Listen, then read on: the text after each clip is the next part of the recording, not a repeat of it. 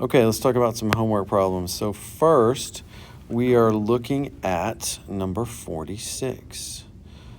So when we look at this thing, we see that we have a ladder which is 20 feet long, so that length is not going to change. And here is the height where it is touching the wall. And the bottom of the ladder is out here, a distance away from the wall that we are going to call D. And it says that the angle that the wall makes with the ladder is 22 degrees.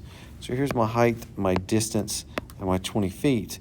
So if I wanted to find out how far out this is, I could take the opposite over the hypotenuse, of this angle and use sine. So notice how I'm relating some things that I know to something I don't know, and then finding a relationship that connects them. Multiply both sides by 20, and you get the D is approximately this. So now it wants to know, hey, if I let the bottom of the ladder, it was originally here, slide out a few feet, well, notice that that means that if it was up here, if it was up here and the bottom of the ladder slides this way, then the top of the ladder is going to go down and it's going to be here. Well, this is the distance that it's traveled down, and that's what they want to know in part B. So how far did it travel? Well, first I need to know how high up was it to begin with for this distance D. Then I'm going to find out how far it is now when I've gone out the old distance plus 3, and then we'll subtract. So first, for the original ladder, my height is going to be the cosine, or the adjacent over the hypotenuse for this angle 22. That would relate something I know to something I don't know via cosine. And so we get that D times the cosine of 22 is H. So H is 18.54 feet. So if that's what I get for my original height, well, now when I kick out the ladder a little further, remember they say it's 3 feet further. So if this was 7.49 and I add 3 feet, I've now gone out a distance of 10.49 feet. So now I just have a new triangle where I need to figure out this H new, my new height. And so we're going to take this 10.49 and this 20, and I can just do this squared plus this squared to get this squared. And that's what we do over here. I need to put find H new. So here you're finding your H new over here. And so once we do, then I take my old H minus my H new, and I get the distance that's fallen here is about 1.51 feet. It's now 3:35. Okay. So next problem. So we got a plane that is flying at about 10,000 feet overhead. 1 minute later, so it passes over an object that we'll put down here. It's a little grape. And we're flying this way. And we stop here. That's its position 1 minute later. Well, it looks back towards the object down here, and it creates a line of sight that has an angle of depression of 42 degrees. Right? So now do you see this triangle? Yes? So notice, since these two are parallel, this must be 42 degrees because these are parallel and they're cut by a transversal. So these are alternate interior angles. So now here's my triangle where I want to find D. So how far has it gone?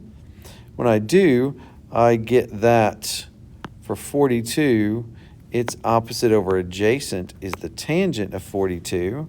So I get that D is about 10,000 divided by 42 degrees. So let me go into Desmos. Go 10, 1, 2, 3, divided by what? The tangent of 42. Divided by, let me make sure it's in degrees, divided by the tangent of 42 degrees. You get about, what, 11,106? So we get about 11,106. About 11,106. Right?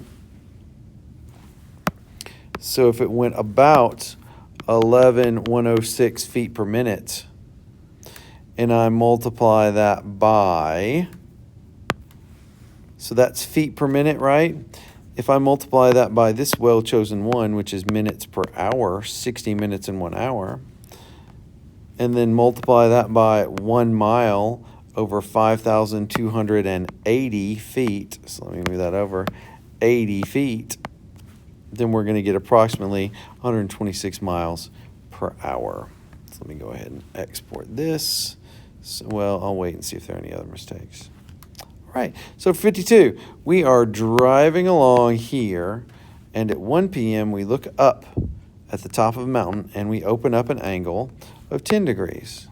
And then we drive a little further. At 1:10 p.m. we look up the top of the mountain, and now we open up a bigger angle, because we're closer to it, of 70 degrees. And so we go from this picture to this picture. Okay. Now, inside of that picture, you should see a couple triangles. I've got this little one right here and this big one right here, so I label them like so. Now what I need to do is come over here.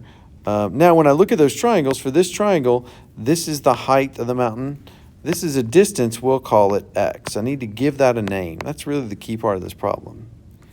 But then, if I am going, let's see, if I'm going 60 miles an hour, 60 kilometers an hour for 1 hour, 60 kilometers for 1 hour, but I'm only going for 10 minutes, well, that same 1 hour on the bottom, I could replace with 60 minutes. The minutes cancel out, the 60s cancel out, and I get 10 kilometers. So this distance D is really just 10 kilometers. Okay? So for the big triangle, we have 10 kilometers plus x is how long the base of the big triangle is. So I've still got my angle 10 and my height of h. For the little triangle, this distance is x, this is 70 right here, and this is h right here. So from that, I could find a relationship between these three things using tangent, and a relationship between these three things using tangent. And so now I have two equations and two unknowns. We have a lot of ways to solve them. Since I want to know h, I end up solving this one for x to get this, and I solve this one for x to get this. And now if x equals crap, but x also equals this other crap, I can set those two equal. So if x equals this and x equals this, I set them equal here, and I end up getting approximately 1.88 kilometers when I'm done. Okay. This is just a generalization of a problem we had earlier, so I use the exact same picture. So if this is up C units high, that's where I'm holding it in my hand, this length is D, and I want to know how high up is the kite, they say express this in terms of this angle, this, and this. Here's how I do it.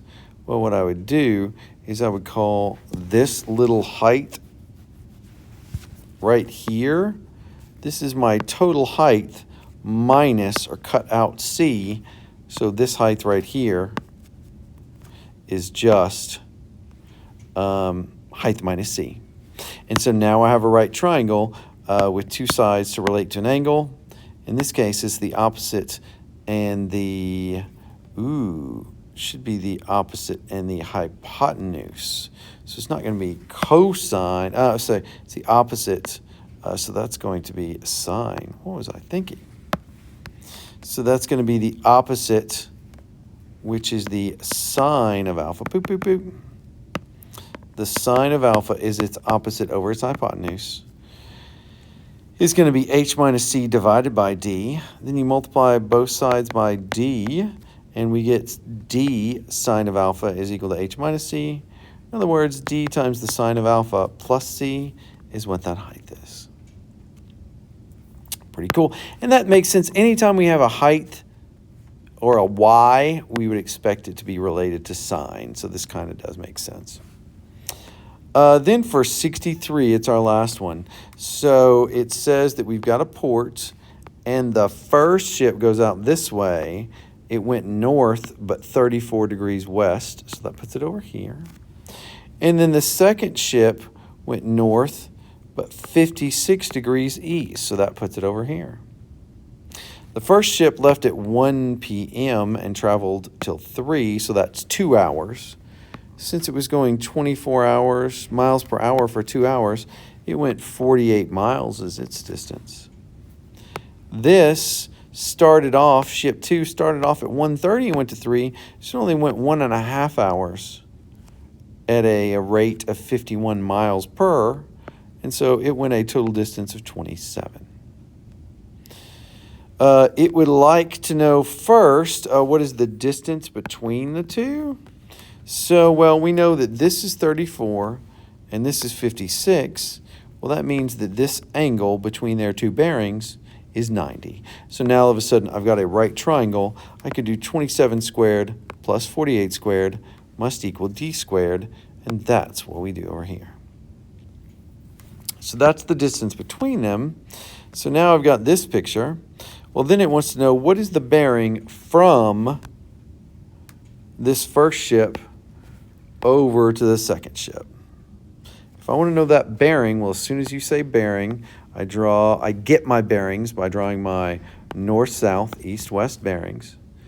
And so what I really did to get from here to over here was I went south along this south line, but then I opened up this angle.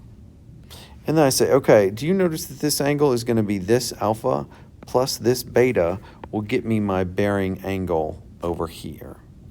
And so to find this, I simply draw a right triangle down like this. So I connect my bearing from my port to part of my bearing here. That makes a right triangle. And let's see, because this is a right triangle, because I know that this is 34, I know that this is 56. And since this is a right over here, that means that this must also be 34. Or another way to look at it is these are both parallel lines cut by a transversal, and these are alternate interior angles. So that has to be 34. Really, every time you do alternate interior angles, that's all you're doing. You're just drawing this triangle right here. So if that's 34, that's what beta is, then I need to find this alpha, the other part of the bearing. So that means when I look at this alpha, I can relate it to 48 and 36. Its opposite over adjacent is its tangent. So the tangent of this alpha is 27 over 48. So that means the arctan of 27 over 48 is this angle, so it turns out to be 29. So this angle is this alpha of 29 plus this beta of 34. When you add them together, you end up getting 63. So the bearing from the first ship to the second is I tried to go south, but I opened up 63 degrees east. And that's it, kiddos. Have a great rest of your day.